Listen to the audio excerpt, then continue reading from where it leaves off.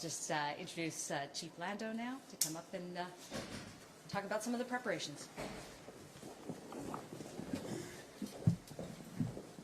Hello, thank you very much. So as everyone knows, St. Patrick's Day, we are celebrating tomorrow in the city of Pittsburgh. Just a couple things to note. So our parade kicks off at 10 o'clock tomorrow morning. The roads are going to be closed by 7 a.m. We're going to have races, 2 different races that start between 8 and 8:30. The areas to avoid most notably, as far as vehicle traffic, is going to be Grant Street, Liberty Avenue, and Boulevard of the Allies. As everyone knows, every year we do have a tag and tow operation overnight. Signs are going to be posted. They might actually already be posted. So please, if you are parked anywhere downtown where those signs are posted, please help us out and make sure that your vehicles are moved. We will be ticketing and towing cars overnight to ensure the parade and the race routes are clear in the morning. The Bureau of Police is working very hard behind the scenes to make sure this event is a safe event for everyone. We're working with our partners in fire, in EMS, in emergency management, and in special events. We want everyone to come out, have a great time, but we do want everyone to be safe as well. We're going to have officers downtown. Well, we have officers everywhere, but we're going to have a higher concentration of officers downtown, in the south side and on the north shore, because we know that those are the areas that attract some of the largest crowds. So please come out, have fun, but please behave, be safe, and also be vigilant. We know there's a lot going on in the world right now. There are no specific threats to our area, but it's something that our intelligence analysts and our detectives are constantly monitoring behind the scenes. They're keeping us up to date out in the field in case there's something that we do have to be alerted to or something we have to be aware of or respond to. But we also count on the community to be good partners. If you see something that doesn't feel right, if you see something that's suspicious, please say something, call 911, tell an officer that you see on one of the posts downtown, on the North Shore, on the South Side. We're also going to have QR codes that are posted around the area. Those QR codes are used to notify us of something. It could be something good that you see or something, something that maybe concerns you. But please, if it is an emergency, if you see something that just doesn't feel right, that you think the police need to be made aware of right away, please don't use the QR code. Just call 911 and let us come out and investigate. And with that, we'll take a few questions, but we really just want to focus on the fact that this is a great celebration in our city. It's one of the largest St. Patrick's Day celebrations in the country. We do want everyone to have a great time, and we really just want everyone to just be safe. I want to touch on something you just said. So no specific or different concerns this year because of the war in Iran? Correct. So obviously, we know what's going on around the country. We've seen some of these things on the news recently. And so that's why I just say, please be vigilant, because you just never know. We don't have any, we are constantly tracking, our intelligence analysts are constantly tracking what's going on, pushing out alerts to our officers. We don't have any credible threats, no credible information, but that doesn't mean we let our guard down. And we would just ask our residents to do the same thing. Just because we're not putting out any credible threats that we're hearing about doesn't mean that we should let our guard down. So just be vigilant when you're out there and you're out and about. Chief, can you talk about just how many extra officers you might have on duty tomorrow and in what manner? So I hesitate to talk numbers just because we kind of don't want to. It's part of our game plan. Just know that we have a significant increase in officers. I can tell you I'm going to be out walking the South Side with those officers tomorrow night because we know that's the area where we get some of the largest crowds. We will have plenty of visibility, plenty of officers out and about.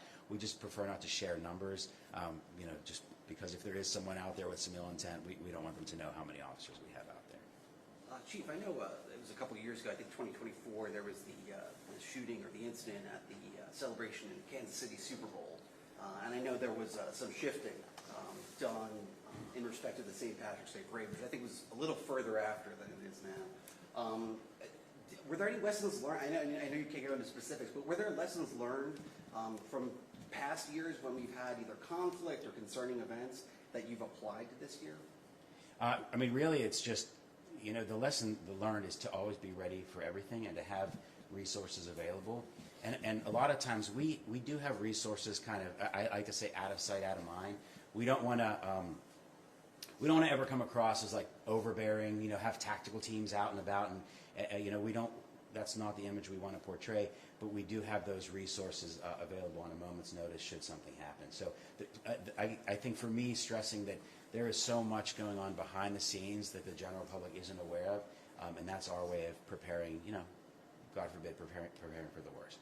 Chief, the mayor just said yesterday the city is facing a major budget deficit. Is that putting any financial constraints on how you prepare for this event tomorrow? Are you having to limit overtime or anything like that?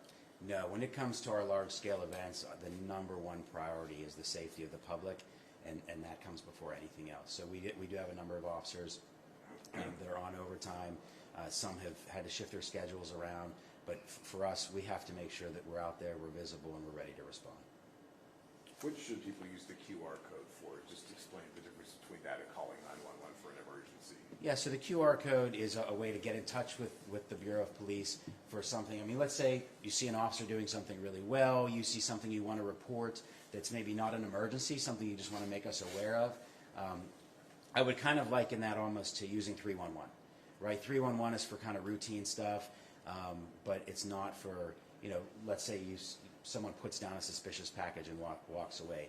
That's a 911. You know, you see, you know, a traffic situation or overcrowding or something like that that's not an immediate threat, that would be something that you would use the QR code for. So, yeah, I think that would very similar to the difference between when someone would call 311 or 911. Did you mention this would be posted somewhere? I'm sorry, I missed what you said about the. Yeah, On our can you? social media pages. Yeah, it's gonna all over our all public safety social media. Chief, about a month ago, you and I talked about ICE agents responding and some issues with them, a trend where they were just leaving vehicles in roadways. You spoke with them. They said they would stop that practice, but it appears they may not be stopping that practice. On February 27th, up in Carrick, there was a car left on a sidewalk, blocking a sidewalk and blocking a yard.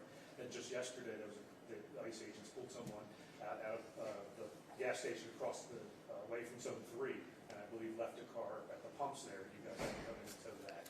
Is this something that concerns you?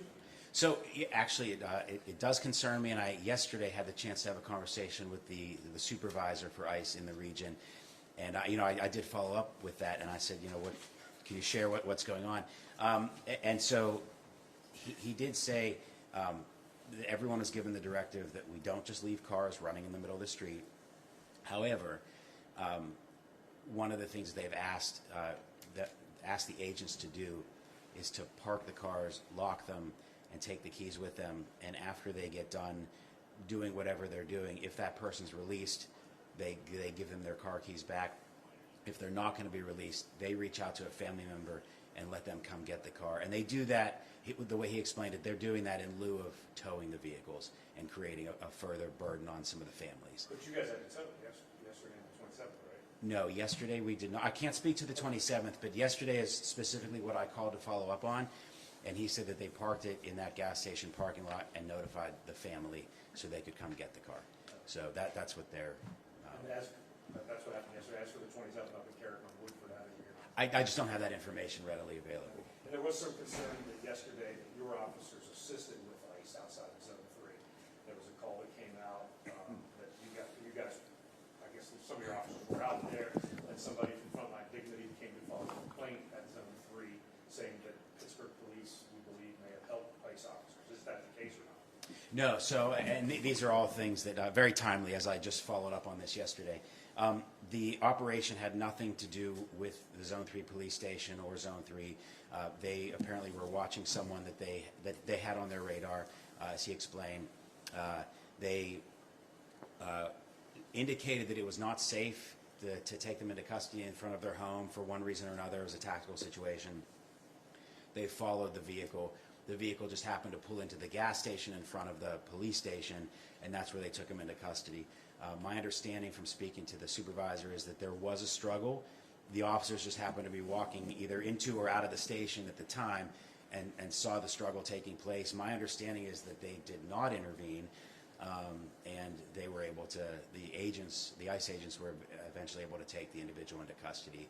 So it appears to just be a coincidence that it happened in front of the police station. It had nothing to do with the Pittsburgh police. And that car was, I guess, That car was left there, was parked, locked, and the agents took the keys and notified the family.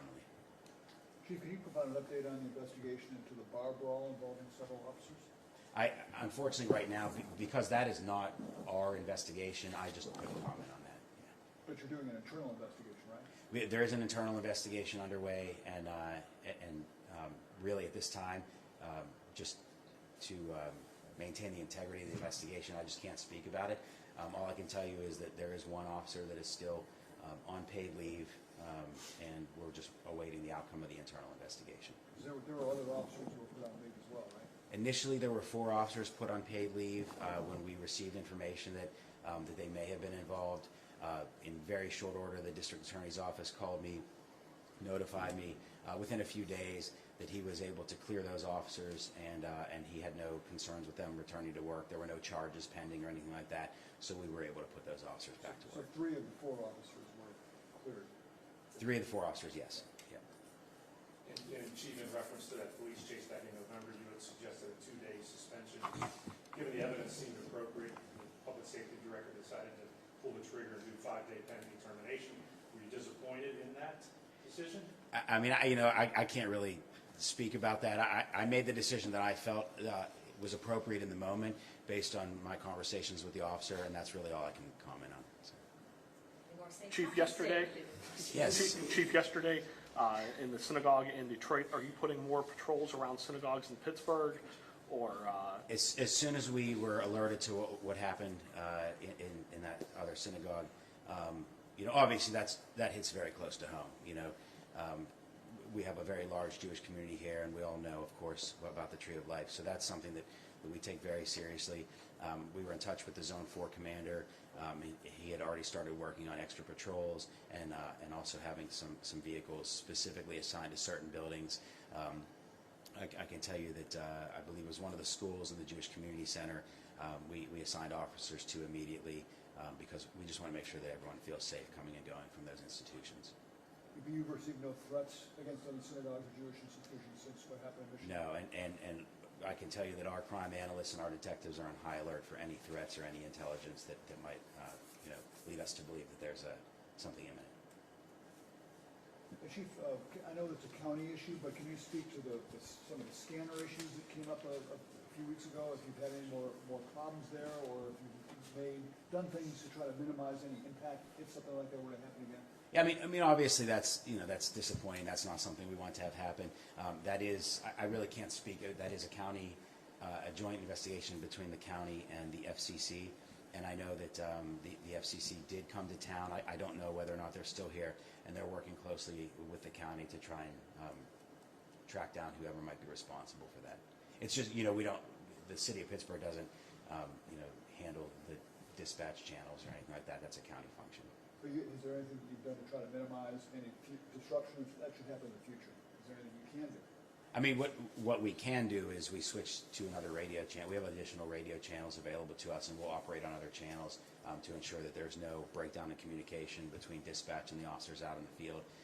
But it would, obviously, it'd be up to the FCC and the county as far as this specific incident and trying to track down and hold that person accountable. All right. One more quick one. NFL draft. Any update on what you're doing to prepare for the draft? Boy, if you think that there's a lot going on to prepare for St. Patrick's Day, I can tell you that there is a tremendous amount of work going on. One of the commanders, one of the Pittsburgh police commanders is our point person, is our lead on all things draft related, representing the Bureau of Police.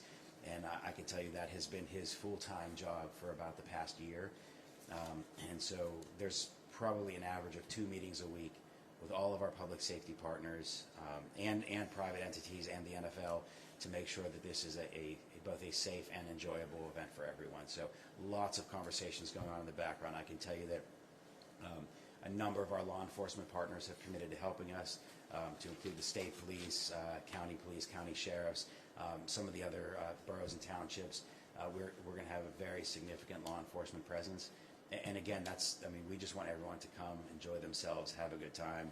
Same messages for St. Patrick's Day. When you come down here, we want it to be a welcoming environment for everyone. We just ask that everyone kind of abide by the rules and behave, and let's have a good time and make this a memorable event. I mean, it's a once-in-a-lifetime opportunity for us to host the draft, so we want it to be a positive experience. And again, similar to what was with St. Patty's Day, is there, given the war in the Middle East, given other stuff going on, are you going to need to up the ante in terms of your officers or your approach to protection? Again, just like with St. Patrick's Day, we have our crime analysts and our detectives monitoring what's going on, watching for threats. We don't let our guard down, but right now we have nothing specific. But I can tell you that there are going to be hundreds of police officers working within the NFL draft footprint for those few days. So there's going to be lots of eyes and ears, working to ensure everyone's safe.